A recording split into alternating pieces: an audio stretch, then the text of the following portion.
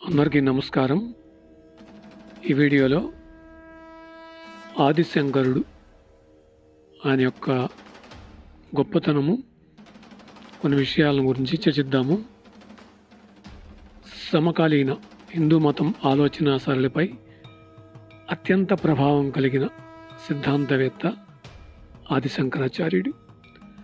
ఆదిశంకరులు శంకర భగవత్పాదులు అని కూడా పిలువబడే ఈ ఆచార్యుడు హిందూ మతాన్ని ఉద్ధరించిన త్రిమతాచార్యులలో ప్రథముడు. గొప్ప పండితుడు, గురువు, మహాకవి. ఇతను ప్రతిపాదించిన సిద్ధాంతాన్ని అద్వైతం అంటారు. క్రీస్తు శకం 788-820 మధ్యకాలంలో శంకరుడు జీవించాడని ఒక అంచనా. కానీ ఈ విషయమై ఇతర అభిప్రాయాలు కూడా ఉన్నాయి. శంకరుడు సాక్షాత్తు శివుని అవతారమని ఒక నమ్మకం కూడా ఉంది మనకి. నమ్మకమే కాదు, స్వయంగా శంకరుడే. సమకాలీన హిందూ మతం ఆలోచన సరళిపై అత్యంత ప్రభావం కలిగిన సిద్ధాంతవేత్త ఆదిశంకరాచార్యుడు. ఆదిశంకరులు శంకర భగవత్పాదులు అని కూడా పిలువబడే ఈ ఆచార్యుడు హిందూ మతాన్ని ఉద్ధరించిన త్రిమతాచార్యులలో ప్రథముడు. గొప్ప పండితుడు, గురువు, మహాకవి. బౌద్ధ మతం ప్రభావం వల్ల క్షీణించిన హిందూ ధర్మాన్ని పునరుద్ధరించడం. అయితే ఈ ప్రక్రియలో అంటే భౌతికంగా చూస్తే ఏ విధమైన బలప్రయోగం లేదు. దేశ దేశాలలో పండితులతో వాదనలు సాగించి వారిని ఒప్పించి నెగ్గి శంకరుడు తన సిద్ధాంతాన్ని వారిచే మెప్పించాడు. ఉపనిషత్తులకు, భగవద్గీతకు, బ్రహ్మసూత్రాలకు, విష్ణు సహస్రనామాలకు భాష్యాలు రాశాడు. తరువాత శంకరుని అనుసరించిన వారికి, శంకరునితో విభేదించిన వారికి కూడా ఇవి మౌలిక వ్యాఖ్య గ్రంథాలుగా ఉపయుక్తమయ్యాయి. శృంగేరి, ద్వారక, పూరి, జ్యోతిర్మఠం అనే 4 మఠాలను కూడా స్థాపించాడు. అవి శంకరుని సిద్ధాంతానికి, హిందూ ధర్మానికి 4 దిక్కుల దీపస్తంభాలలా పనిచేశాయి. గణేశ పంచరత్న స్తోత్రం, భజగోవిందం, లక్ష్మీ నృసింహ కరావలంబ స్తోత్రం, కనకధారా స్తోత్రం, శివానందలహరి, సౌందర్యలహరి వంటి అనేక రచనలు హిందువులకు నిత్య ప్రార్థనా స్తోత్రాలుగా ఈనాటికి ఉపయుక్తమవుతూ ఉన్నాయి. ఆదిశంకరుని యొక్క జీవిత గాథ తెలుసుకుందాము. శంకరుని జీవితానికి సంబంధించిన వివిధ గాథలు, నమ్మకాలు శంకర విజయం అన్న పేరుతో పిలువబడుతున్నాయి. ఇటువంటి చరిత్రలలో కొన్ని శంకరుని జీవిత గాథలో ఎన్నో అసాధారణమైన, అతిభౌతికమైన సంఘటనలు మనకు గోచరిస్తాయి. మాధవీయ శంకర విజయం 14వ శతాబ్దికి చెందిన మాధవుని రచన. చిద్విలాస శంకర విజయం 15-17 శతాబ్దాల మధ్యకాలంలో చిద్విలాసుని రచన. కేరళీయ శంకర విజయం 17వ శతాబ్దానికి చెందిన రచన. 1000 సంవత్సరాల పాటు బౌద్ధ మతం ప్రచారంలోకి వచ్చాక సనాతన ధర్మానికి ముప్పు ఏర్పడింది. ఈ సనాతన ధర్మాన్ని పునరుద్ధరించడానికి ఆదిశంకరులు జన్మించారు. బౌద్ధ మతం ధర్మం గురించి, సంఘం గురించి చెప్పింది కానీ దేవుణ్ణి గుర్తించలేదు. ధర్మం, సంఘం చెప్పారు కానీ దేవుని గుర్తించలే. బౌద్ధ మత ధర్మాల వ్యాప్తి ఉద్ధృతిలో వైదిక కర్మలు సంకటంలో పడ్డాయి. ఆ సమయంలో శంకరాచార్యులు ఆధ్యాత్మిక ధర్మాన్ని తిరిగి బలీయమైన శక్తిగా మలచగలిగారు. సదాశివుడే ఆదిశంకరుని రూపంలో భూలోకంలో జన్మించారని భక్తుల యొక్క నమ్మకం కూడా.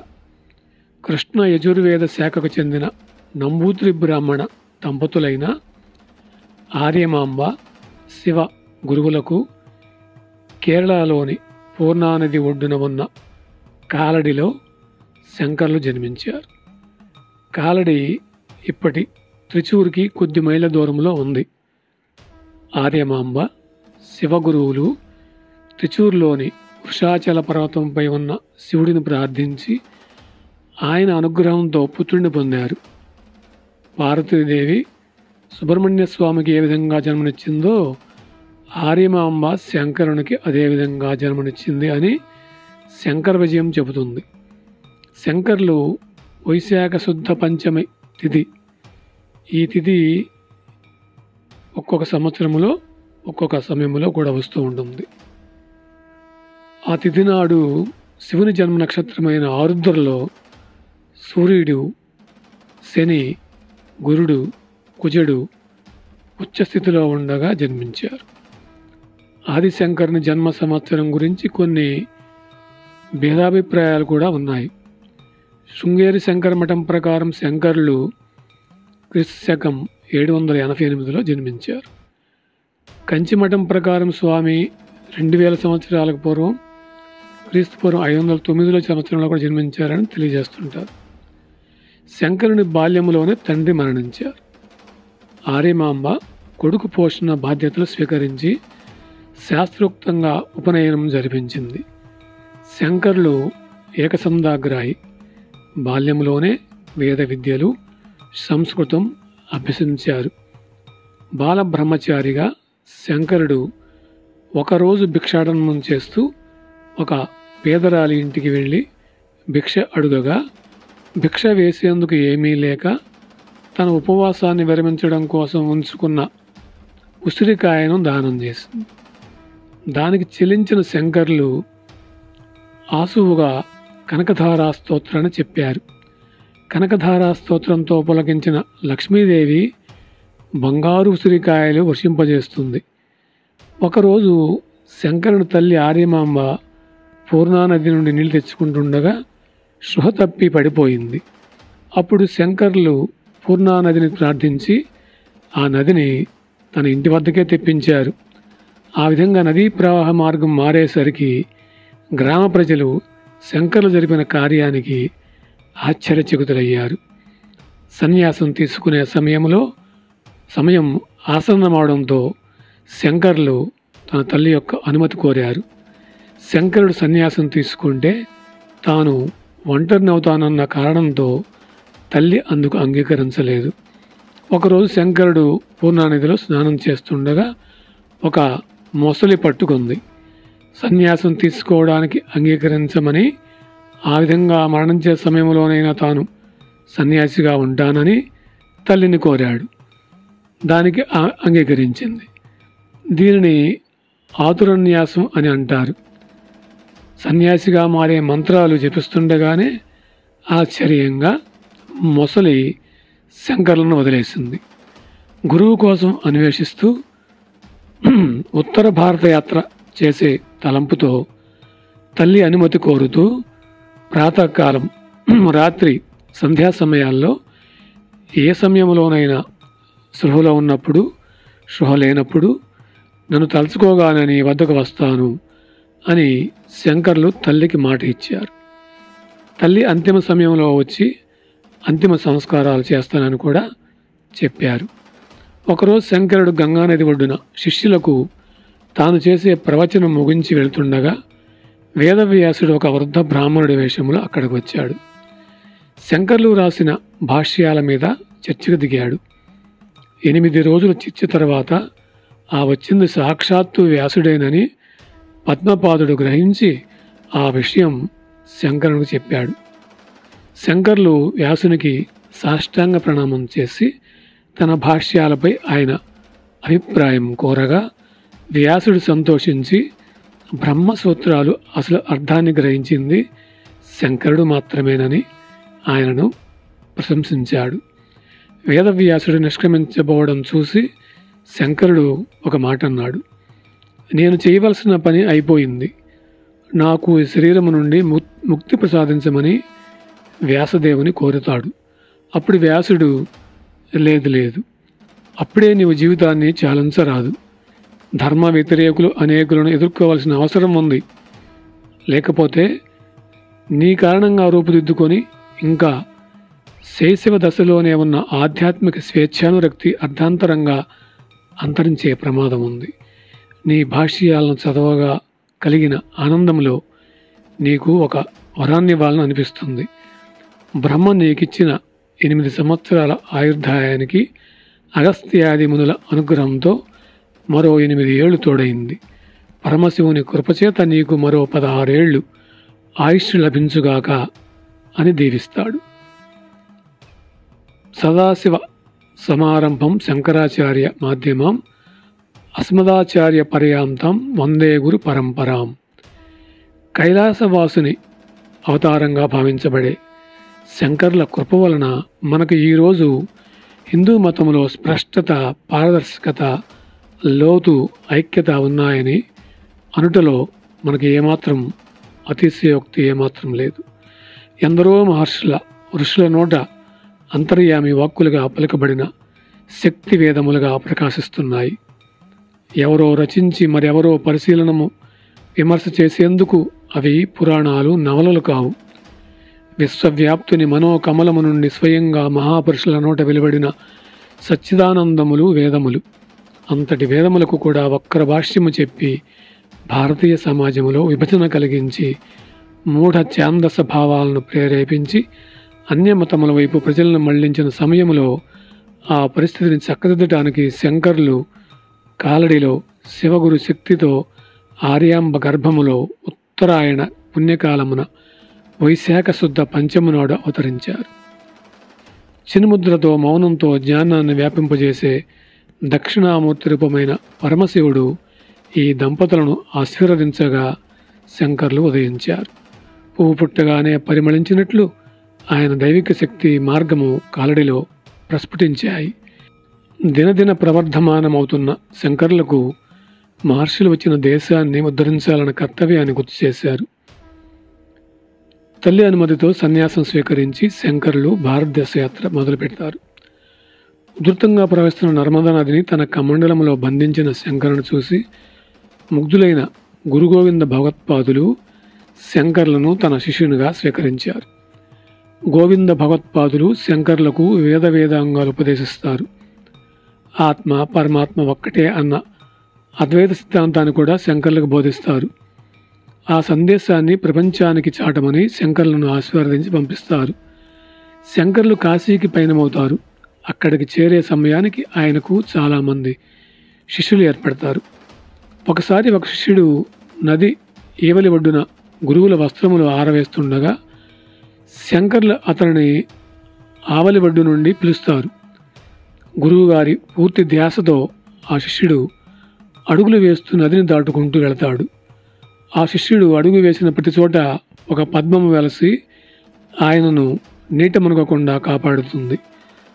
అంతటి మహిమాన్వితమైన గురుకృపను పొందిన ఆ శిష్యుడు పద్మపాదునిగా పేరు పొందాడు. ఒకరోజు శంకర్లు గంగానదిలో స్నానం ముగించుకొని శిష్యులతో కలిసి విశ్వనాథుని మందిరానికి వెళ్తున్నప్పుడు ఒక నిమ్మన జాతికి చెందినవాడు ఎదురుపడతాడు. అప్పటి ఆచారాల ప్రకారం శంకర్లు వాడిని తప్పుకో, దారి విడువుము అని అంటాడు. అప్పుడు ఆ చండాలుడు, నీవు తప్పుకోమంటున్నది ఈ దేహమున నా ఆత్మనా అని ప్రశ్నిస్తాడు. అప్పుడు శంకర్లు తన అహంకారానికి పశ్చాత్తాపపడి ఆ చండాలుని పరమశివునిగా గ్రహించి ప్రణమిల్లుతాడు. ఆ సందర్భంలో చండాల రూపంలో ఉన్న శివుడు శంకర్ని ఉద్దేశించి వేసిన ప్రశ్నలు మొదటి 2 శ్లోకములు, అటు తర్వాత శంకర్ల నటు వెలువడిన శ్లోకాలు మనీషా పంచకంగా పేరొందాయి. అద్వైతామృత సారమైన ఈ మనీషా పంచకం పరబ్రహ్మమొక్కటే అన్న సందేశాన్ని శంకర భగవత్పాదుల నోట మనకు అందించబడినది. తనలో ఉన్న ఆఖరి దుర్గణమును కూడా ఈ సందర్భముగా శంకరులు దగ్ధము చేసుకునే అవకాశమును ఆ పరమశివుడు చండాల రూపములో కలిగించాడు. బ్రహ్మసూత్రాల కర్త అయిన వ్యాసుల వారి అనుగ్రహంతో వాటి భాష్యాలను అద్వైత సిద్ధాంతంతో పాటు దేశవ్యాప్తంగా ప్రచారం చేయడానికి పయనమవుతారు శంకర్లు.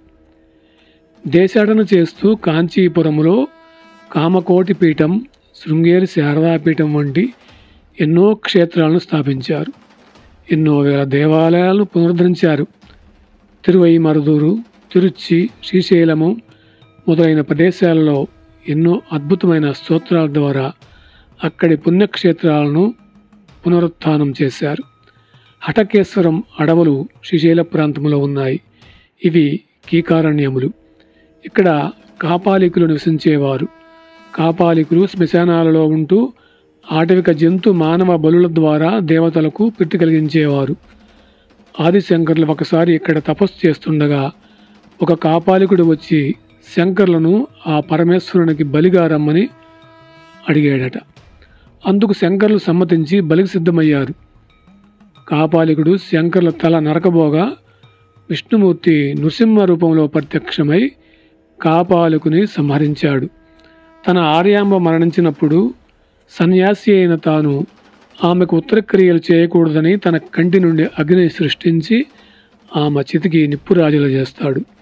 తన అనుపమానమైన శక్తితో మూకాంబిక, కోటచాద్రి, తిరుమల, పురి, ద్వారక మొదలైన క్షేత్రాలను అత్యంత మహమాన్విత క్షేత్రాలుగా తీర్చిదిద్దుతారు శంకర్లు.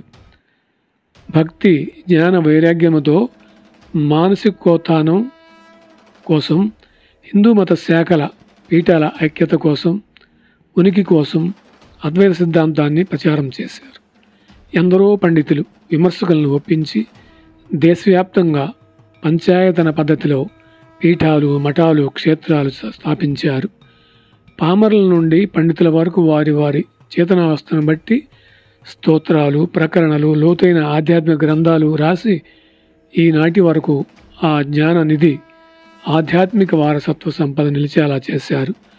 తన యాత్రల చివరలో శంకరులు బదరీ క్షేత్రానికి వెళ్ళినప్పుడు శ్రీ మహావిష్ణువు ఆయనను అలకనంద నదిలో ఉన్న తన విగ్రహాన్ని ప్రతిష్ఠించి అక్కడ ఒక క్షేత్రాన్ని ఏర్పాటు చేయమని నిర్దేశిస్తాడు. శంకర్లు అక్కడ బద్రీనారాయణ క్షేత్రాన్ని, జ్యోతిర్మఠాన్ని స్థాపించి ఆ పరమాత్మలో ఐక్యమవుతారు. ఆ శంకర్ల కృప వలననే మనకు నేడు అష్టాదశ శక్తిపీఠములు, చార్ధాము మొదలైన పుణ్యక్షేత్రాలు, వాటి వలన మనకు అత్యున్నతమైన హైందవ అద్వైత సిద్ధాంత సారమైన జీవనశైలి, సమాజము భాసిల్లుతున్నాయి. ఆయన చేసిన స్తోత్రాల్లో మనీషా పంచకము, సాధన పంచకము, భజగోవిందము, గోవిందాష్టకము, పాండురంగాష్టకము, శివ సువర్ణమాల స్తోత్రము, అర్ధనారీశ్వర స్తోత్రము, కాలభైరవాష్టకము, దక్షిణామూర్తి స్తోత్రము, నిర్వాణ షట్కము, అన్నపూర్ణాష్టకము, అచ్యుతాష్టకము, మహిషాసుర మర్దిని స్తోత్రము, త్రిపుర సుందరి స్తోత్రము, భుజంగాష్టకాలు, భవాన్యష్టకము, దేవి నవరత్నమాలిక, విశ్వనాథాష్టకము, ఉమామహేశ్వర స్తోత్రము, ఇలా ఎన్నో సామాన్య జనులకు జీవన దిశానిర్దేశము చేసే స్తుతులను రచించారు. ఆధ్యాత్మికంగా ఇంకొక పై మెట్టులో సౌందర్యలహరి, శివానందలహరి, వివేక చూడామణి మొదలైనవి ఇంకొక పై మెట్టుపై భాష్యాలు. ఆదిశంకర్ల రచనలు 3 రకాలుగా విభజించవచ్చు. మొదటిది ఆధ్యాత్మికంగా బాగా ముందడుగు వేసిన వారికి ఉపనిషత్తులు, బ్రహ్మసూత్రాలు, భగవద్గీత మీద రాసిన భాష్యాలు. రెండవది వీటి సారాన్ని ప్రకరణలుగా రాసినవి. మూడవది దేవతా స్తోత్రాలు, కొన్ని స్తోత్రాల వివరాలు. విష్ణు షట్పది మనస్సుపై స్వాధీనము కొరకు విష్ణుని ప్రార్థిస్తూ రచించిన ఈ స్తోత్రము మానసిక ప్రశాంతతకు చాలా తోడ్పడుతుందని నమ్మకం. భయము, అహంకారంతో కప్పబడిన ఈ జీవితము భవసాగరమై మరిన్ని జన్మలకు కారణమవుతుంది. కావున వాటిని అధిగమించి మనసును లగ్నము చేసి ధ్యేయం వైపు ధ్యానించి సత్య జ్ఞాన ప్రాప్తికి కృషి చేయవలను అని ఈ స్తోత్రం ద్వారా మనకు ఆదిశంకర్లు చక్కని సందేశాన్ని అందించారు. భయమే మృత్యువు, భయమే శత్రువు, అహంకారమే పతనము, అహంకారమే అత్యంత ప్రమాదకరమైన శత్రువు. వాటిని అధిగమించడం ఆధ్యాత్మిక పరమార్థము. అదే పరమాత్మని దర్శనము, అదే మోక్షకారకము. రెండవది సాధనా పంచకము. శంకరులు అద్వైత సిద్ధాంతమును కాలినడకలో భారతదేశమంతా తిరుగుతూ ప్రచారం చేసి దానికోసం కావలసిన పీఠాలను ధార్మిక క్షేత్రాలను స్థాపించారు. సద్గురు సాంగత్యం, శిష్యరీకము, దైవారాధన, నిత్య నైమిత్తిక చర్యలు, ధ్యానము, యోగము, సత్సంగము, భక్తి మొదలైన సాధనాలతో పరబ్రహ్మతత్వంను గ్రహించి అనుభూతి పొందవచ్చు అని శంకర్లు మనకు దివ్యామృతమును అందజేశారు. దీనికోసం ఏమి చేయాలో ఒక ఉన్నతమైన స్థాయిలో 5 సూత్రాలను ఆదిశంకర్లు మనకు సాధనా పంచకం రూపంలో ఇచ్చారు. ఇందులో విషయము చాలా సులభంగా అనిపించినా అది ఆచరణలో పెట్టడానికి ఎంతో నియమము, నిగ్రహము, పట్టుదల అవసరం. ఉదాహరణకు వేదములను అధ్యయనం చేద్దాం అనేది ఒక అధ్యాయము. మరి దానికి సరైన గురువు, పాఠశాల, క్రమశిక్షణతో కూడిన దైనందిన చర్య, అభ్యాసము, ఏకాగ్రత, సాధన ఇవన్నీ కావాలి. అలాగే అహంకారం వదులుట అనేది కూడా ఒక అధ్యాయము. మరి దీనికి మన అలవాట్లు, మానసిక స్థితి ఏ విధంగా ఉండాలో ఊహించండి. నియమిత సాత్విక ఆహారం తీసుకోవడం, సుఖములకు దుఃఖములకు అతీతంగా రాగద్వేషాలు లేకుండా ఒక రకమైన ఉదాసీన వైఖరిని అలవర్చుకోవాలి. దీనికి మళ్ళీ పైన చెప్పిన గురువు, అభ్యాసము, సాధన, క్రమశిక్షణ అన్నీ అవసరం. సాధనా పంచకాన్ని ఒక శిఖర మార్గంగా తీసుకొని దానిలో ఉన్న ప్రతి పరమాణు ధ్యేయములకు సద్గురువును ఆశ్రయించి శృతులను అనుగమిస్తూ జీవనశైలిలో వాటిలో పయనిస్తూ అవరోధాలను అధిగమిస్తూ అవరోహణ చేయాలి. దీనికి భక్తి, జ్ఞానము, వైరాగ్యము, పరిశ్రమ, సహనము, శ్రద్ధ అన్నీ తోడు చేసుకోవాలి. అప్పుడే ఆ సచ్చిదానంద స్థితిని పొందగలరు.